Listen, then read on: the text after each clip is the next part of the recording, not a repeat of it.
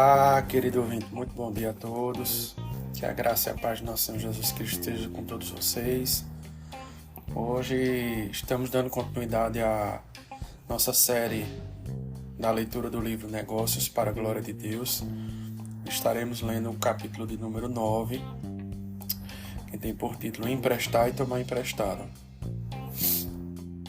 Emprestar e tomar emprestado é fundamentalmente bom e propicia muitas oportunidades para glorificar a Deus, mas também muitas tentações ao pecado. Certos cristãos leem passagens do Antigo Testamento que falam contra o empréstimo de dinheiro a juro e ficam com o peso na consciência ao tomar emprestado ou emprestar dinheiro a juro. Mas se observarmos essas passagens e entendermos seu contexto histórico, perceberemos que elas parecem somente proibir que se tire vantagem dos pobres. Veja, Êxodo 22 e 25, Levítico 25, do verso 35 ao 37, Deuteronômio, capítulo 23 e verso 19, Neemias, capítulo 5, versículo 7 ao 10, Salmo 15, versículo 5, Provérbios 28, versículo 8 e Lucas, capítulo 6, versículo 34. Existem outras passagens, mesmo no Antigo Testamento, que demonstram que as pessoas fazem empréstimos. Veja Êxodo 22 e 14 e segundo livro dos Reis, capítulo 4, versículo 3. E alguns versículos regulam o processo de empréstimo. Se emprestares alguma coisa ao teu próximo, não entrarás em sua casa para lhe tirar o penhor. Deuteronômio 24 e 10. A frase, se emprestares alguma coisa ao teu próximo, demonstra que as pessoas de Israel emprestavam coisas umas aos outros. Portanto, demonstra que algumas tomavam emprestado de outras, pois não se pode emprestar algo se não houver alguém para tomar emprestado. Então, mesmo no Antigo Testamento não havia proibição absoluta aos empréstimos. Na verdade, alguns versículos estimulam o empréstimo e elogiam o homem que empresta. Ditoso o homem que se compadece e empresta. Ele defenderá a sua causa em juízo. Salmo 112, versículo 5. Veja também o Salmo 37, versículo 26. Não acredito que Romanos, capítulo 13, versículo 8, a ninguém fiqueis devendo coisa alguma, proíba o empréstimo, ou mesmo desestimule, pois de acordo com o contexto, simplesmente diz que precisamos pagar o que devemos. Vejamos a afirmação em seu contexto, traduzido para verificar a relação entre o verso 7 e o verso 8. Por esse motivo, também pagais tributos, porque são ministros de Deus, atendendo constantemente a esse serviço.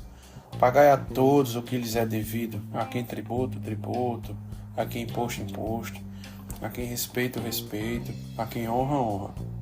A ninguém fiqueis devendo coisa alguma, exceto o amor com que vos ameis uns aos outros, pois quem ama o próximo tem cumprido a lei. Romanos 13, do verso 6 ao 8. Como é evidente nessa tradução, o mandamento a ninguém fiqueis devendo coisa alguma é simplesmente um sumário das obrigações de pagar aquilo que devemos conforme especificado nos versículos anteriores, independentemente de serem impostos, ou respeito, ou honra, etc. Portanto, se eu tiver uma hipoteca em casa, devo fazer os pagamentos quando devidos, isto é, devo fazer os pagamentos na data certa conforme acordado. Não devo o saldo inteiro da hipoteca ao financiador até a data especificada. Embora tenha tomado dinheiro emprestado e esteja comprometido com o débito a longo prazo, estou sendo totalmente obediente a Romanos 13, verso 8. A ninguém fiqueis devendo coisa alguma, porque eu não atrasarei os pagamentos da hipoteca. É claro que algumas vezes fazer empréstimo pode não ser um bom negócio. Veja Provérbios, capítulo 22, versículo 7. O que toma emprestado é servo do que empresta. E também Deuteronômio 28 e 12. E a possibilidade de se fazer empréstimo pode algumas vezes ser mal empregada por aqueles que incorrem em débito excessivo. O ímpio pede emprestado e não paga. Salmo 37, versículo 21. Além disso, fazer empréstimo apresenta alguns riscos e algumas obrigações que podem ser muito difíceis de cumprir. Veja Êxodo 22:14. Mas a Bíblia não diz que tomar emprestado é errado. Parece-me, portanto, que tomar emprestado e emprestar não são proibidos por Deus, pois a Bíblia em muitos lugares menciona esses atos.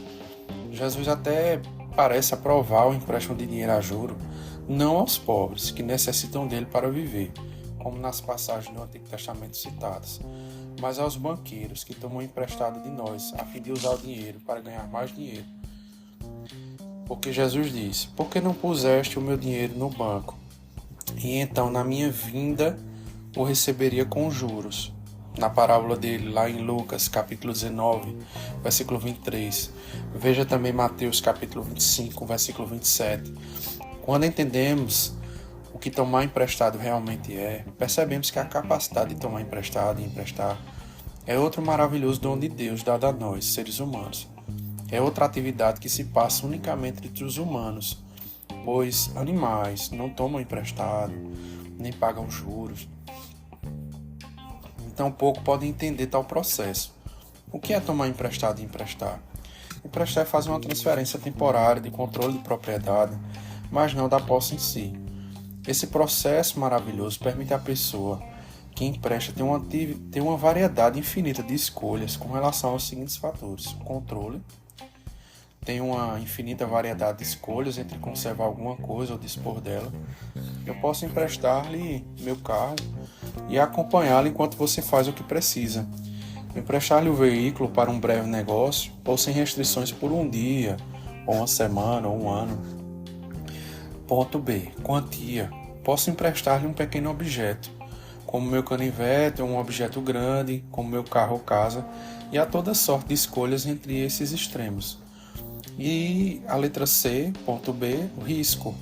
Há um risco muito pequeno em deixar minha esposa pegar emprestadas as chaves do meu carro ou minha jaqueta, mas há um grande risco em deixar um estranho pegar meu carro emprestado. E há toda sorte de escolhas entre esses extremos.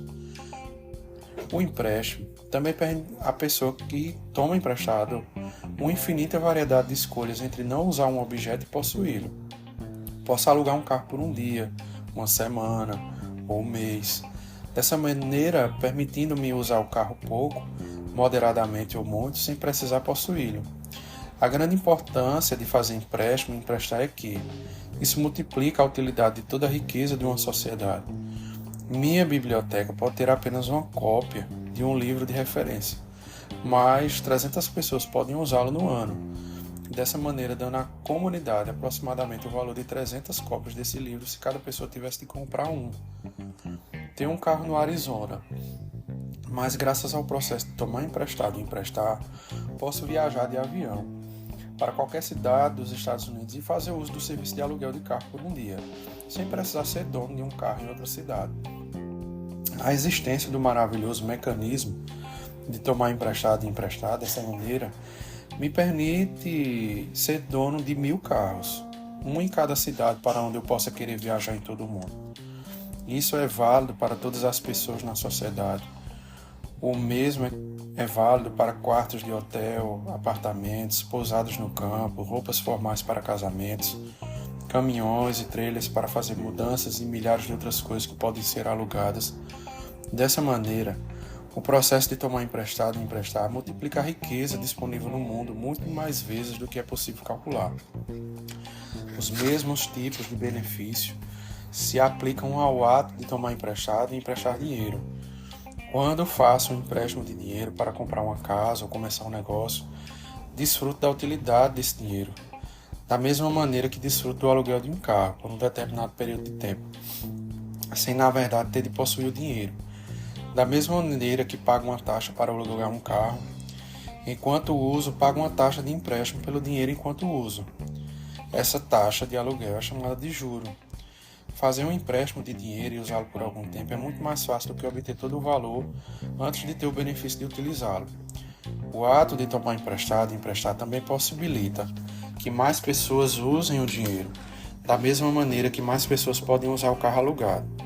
Fazendo uso de um exemplo simplificado, vamos dizer que um banqueiro tem 90 mil reais em seu cofre no banco, que não são utilizados para fazer bem a ninguém. O dinheiro está apenas lá, parado. Você quer comprar uma casa por 100 mil, mas só tem 10 mil. Você levaria muitos anos para economizar os 90 mil que lhe faltam para comprar a casa. Mas o banqueiro lhe empresta 90 mil e de repente esse dinheiro faz algum bem. Ele lhe capacita a comprar e viver na casa e você paga ao banqueiro 6% de juros pelo uso do dinheiro, ou seja, R$ 5.400 ao ano, o que satisfaz o banqueiro também. Contudo, a história não para aí. Você paga 100 mil para o construtor da casa. Digamos que o construtor, por sua vez, coloca 80 mil daquele dinheiro de volta no mesmo banco por um tempo. O banqueiro agora vê que 80 mil estão disponíveis no cofre, sem utilidade, então ele empresta parte do dinheiro, digamos 70 mil, para a pessoa B, que a usa para comprar uma casa de 80. Novamente, o construtor de casas coloca o mesmo dinheiro de volta no mesmo banco, digamos que 60 mil reais dessa vez. Então o banqueiro empresta 50 mil desse dinheiro à pessoa C.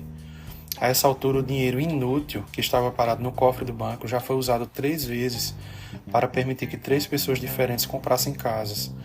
E o processo se repete de novo e de novo.